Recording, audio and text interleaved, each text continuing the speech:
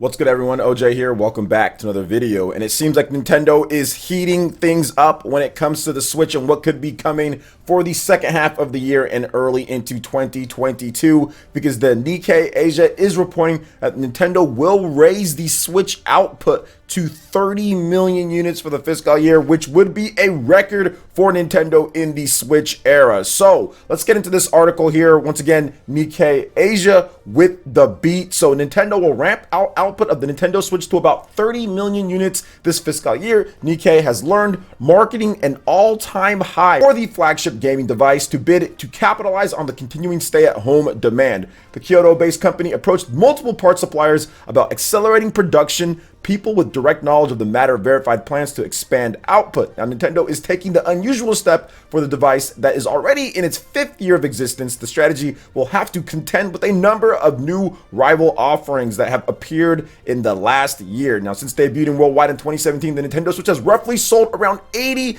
million units, which we will talk about again, and how it ties into what else they're going to talk about here with a new model Switch. By the end of 2020, that 80 million is there. Now, combined with this fiscal year's projected goals, sales of the device would reach 110 million units, which will pass up Nintendo's best-selling home console of all time, the Nintendo Wii. Now, in addition, Nintendo will release a follow-up Switch model capable of better graphics. This will be the first such offering since the 2019 release of the Nintendo Switch Lite. Now, of course, let's not get confused with what they say here. The Nintendo Switch Lite does not have better graphics. It's just a new model of the Nintendo Switch, which is the first since 2019 Switch Lite. Now, in the previous fiscal year through March 31st, stay-at-home demand brought about by the pandemic fueled blockbuster sales of the social game Animal Crossing New Horizons and the new Monster Hunter title, which came out this year. Now, Nintendo appears to have broken a new consolidated profit record in fiscal 2020,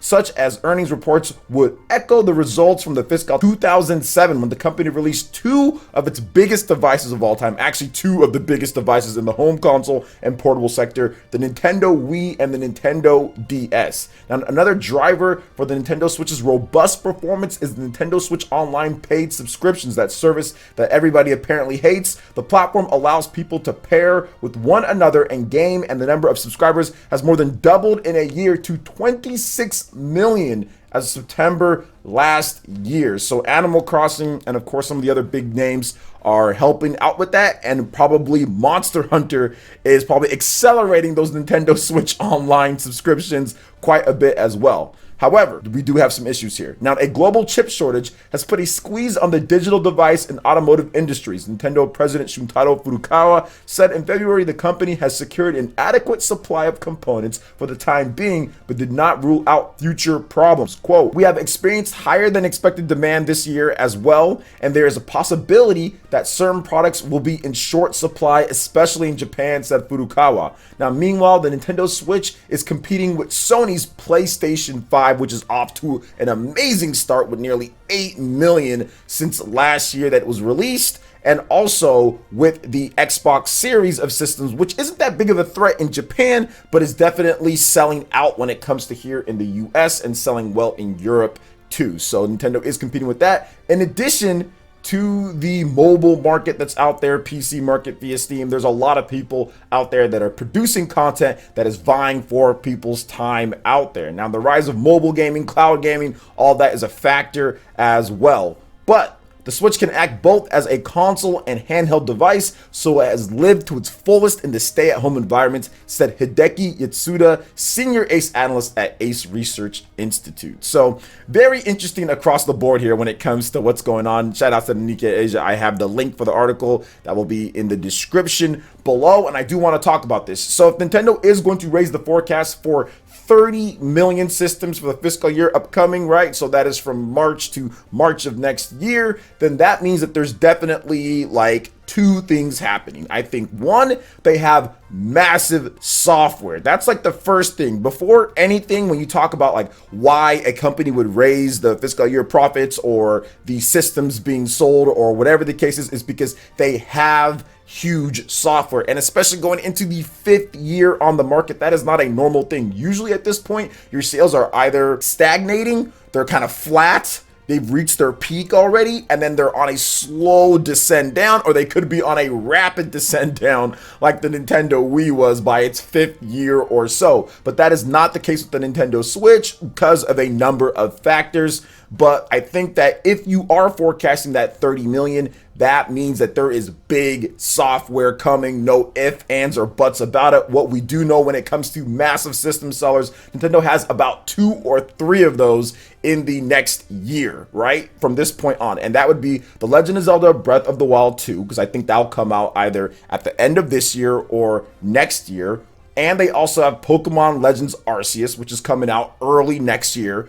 And they also have Pokemon Brilliant Diamond and Shining Pearl, which is coming out at the end of this year. Plus, they have games that we don't know about as well. And the momentum from this year has already been really good. There's a number of AA and good titles coming out, like the Mario Golf game is coming out, and also stuff like No More Heroes 3 is coming out. Got a lot of Japanese RPGs, third-party games that are coming out, Monster Hunter Stories 2, Neo The World Ends With You, games like that to kind of just supplement and fill in between the bigger releases. Legend of Zelda Skyward Sword HD. We have the Legend of Zelda 35th Anniversary, which we'll talk about in just a bit here too. So I do think based off of that, there's definitely something going down. Now, the next reason why that they would increase the forecast this much is because they do have some new hardware, and they did this back in 2019. Nintendo is usually conservative. Like, sometimes they put out a number, then they say, oh, well, you know, maybe it's gonna hit this number, and then midway through or a quarter of the way through after their earnings results, they have to actually raise it. Nintendo's done that multiple times.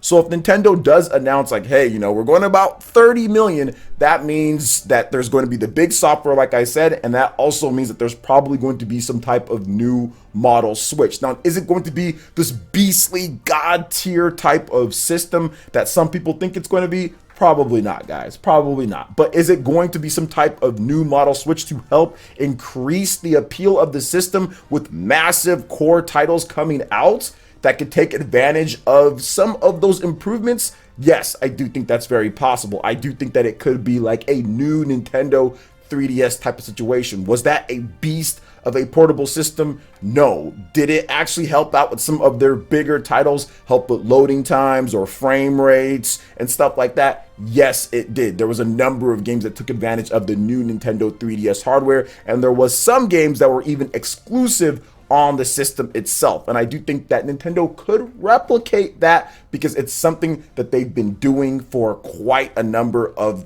decades, not years, not just last generation, but decades, going all the way back to the Game Boy Color. Because trust me, I was around, and having a portable system like the Game Boy with color on there was something that was just like a revelation. That was our Game Boy Pro, right? That was it. Or even like the backlight on the Game Boy Advance, or even like the DSi or the new Nintendo 3DS. Like, this is something that Nintendo's iterated and done for multiple generations. With anything that's been portable or modular type of system, I can definitely see them doing that with the Nintendo Switch and follow the strategy of the Nintendo 3DS, which had a smaller one and also had a higher, nicer, bigger system, right? With the new Nintendo 3DS and the new Nintendo 3DS XL. And they have the new Nintendo 2DS, which kind of iterated on that. So there's a lot of things that Nintendo could do.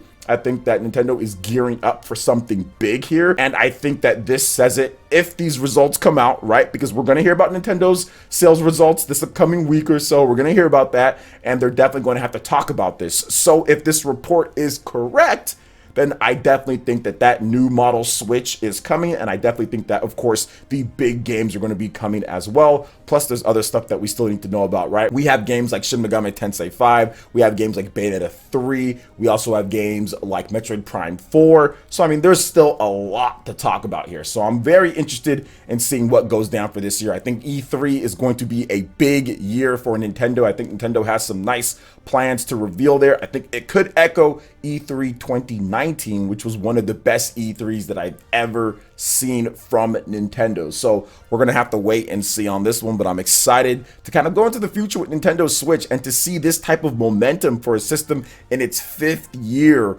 when it comes to the market is just crazy, and it's cool. It's cool and it's crazy, and I think that it's a good thing for Nintendo fans going forward. So what are your thoughts on this report with potentially 30 million which would be a record for Nintendo on there, and maybe even some new hardware.